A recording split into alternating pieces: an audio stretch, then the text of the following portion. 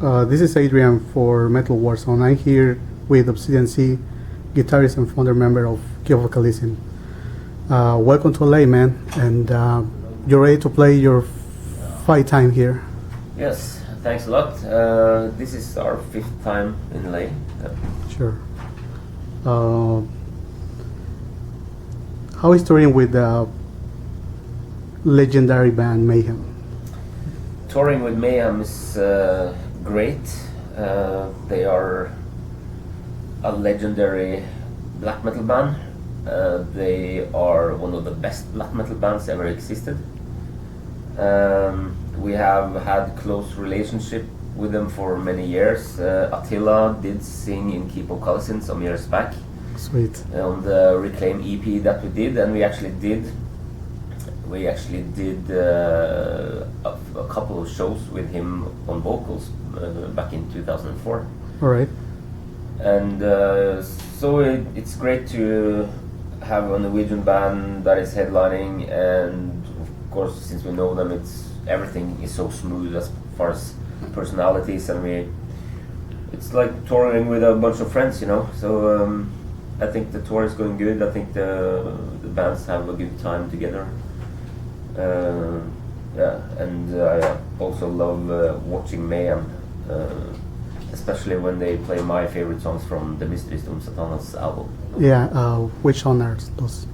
Excuse me? Which song are those? I think they play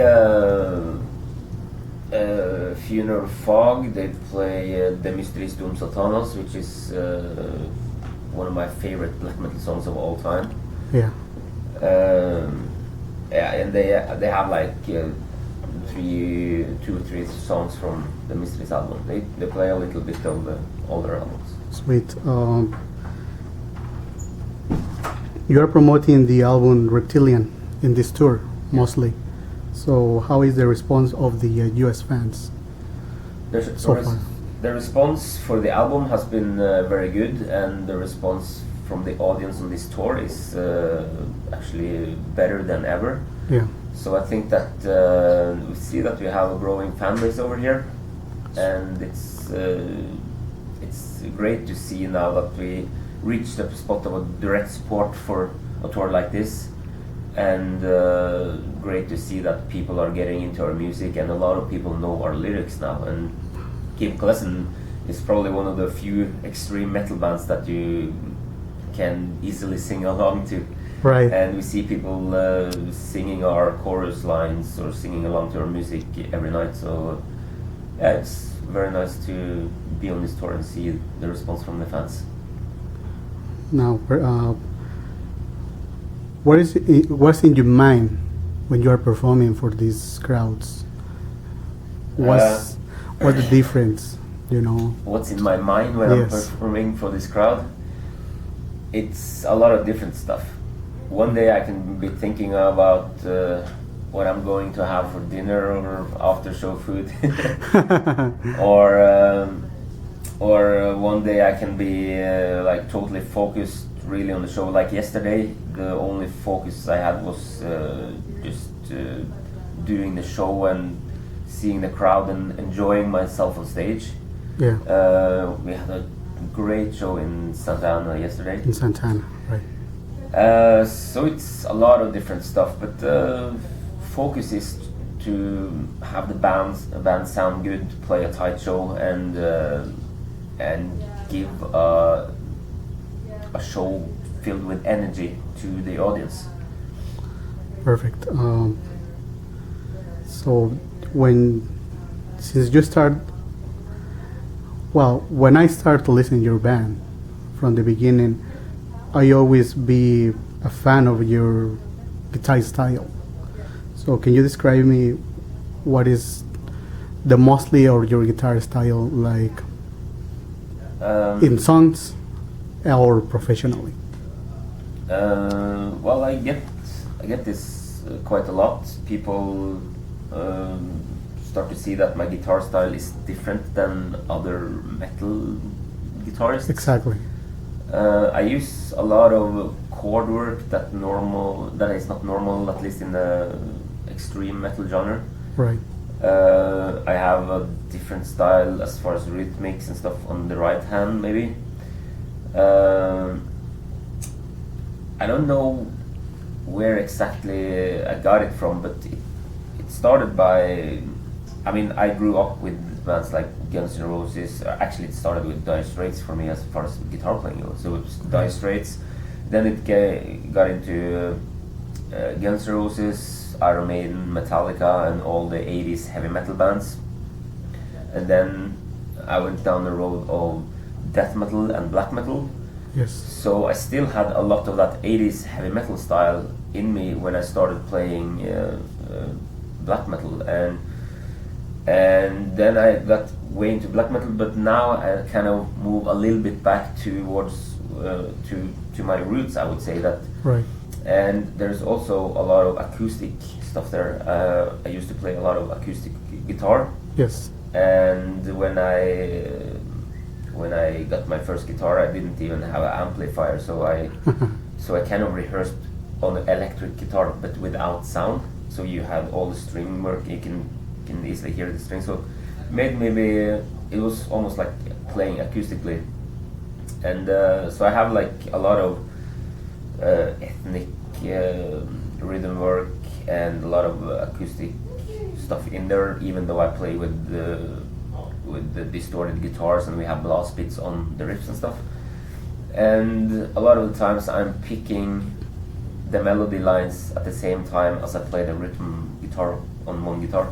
Yes. Which means that I have to make different chords to make the melody line and the rhythm work go together. So I think it was like on our second album we started a little bit of this style, Reclaim EP even more so, but from Armada it was like the first time I really knew what I was doing and did it very intentionally. And from there I just developed even more my own style.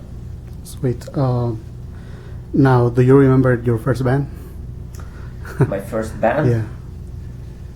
I had a lot of bands, but the first one that really did something was a band called The Lizards. Yeah. It was, well, it makes sense. Yeah, it was with some friends in school. We were only like 9-10 years old, but we still played shows for like 200 and 250 people. So, that's something. Yeah, so, but it was like in school, of course, so everyone from the school came to see us. Sweet.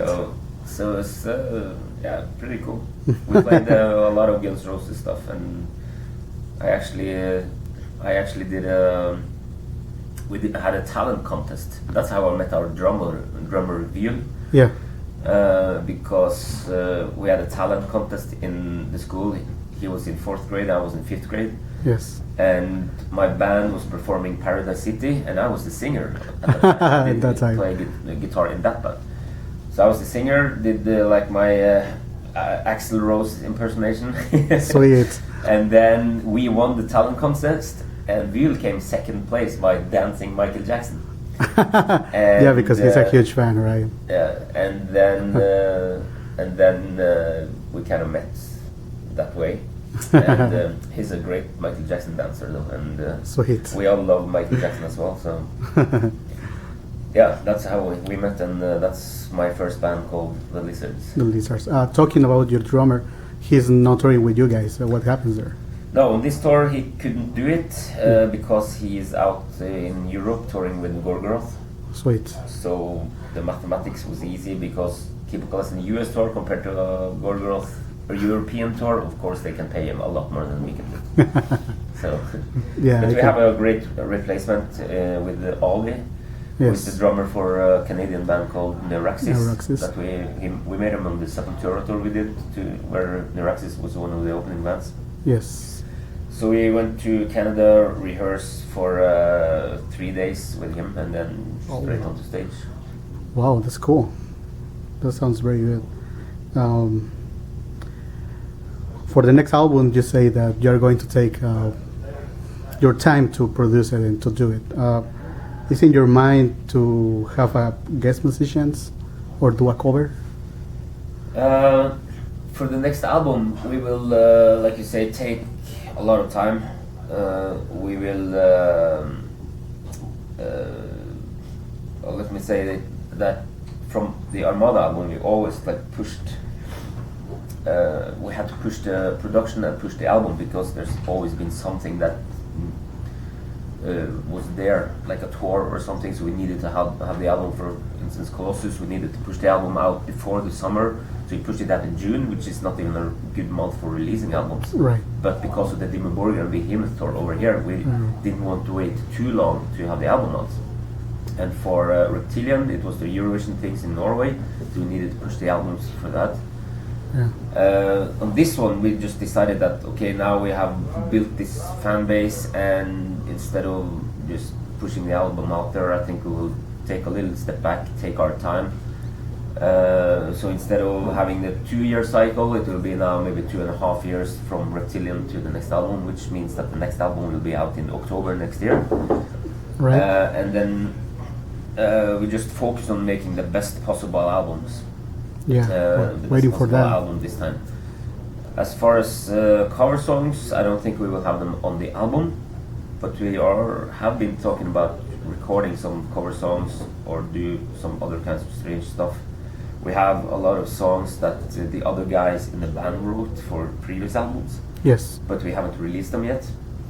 Oh, right. So we were thinking about doing the next album and then do a best of album, then do a B-side type of album. Oh, that's very And interesting. maybe even some cover songs, maybe even release some singles only online, stuff like that.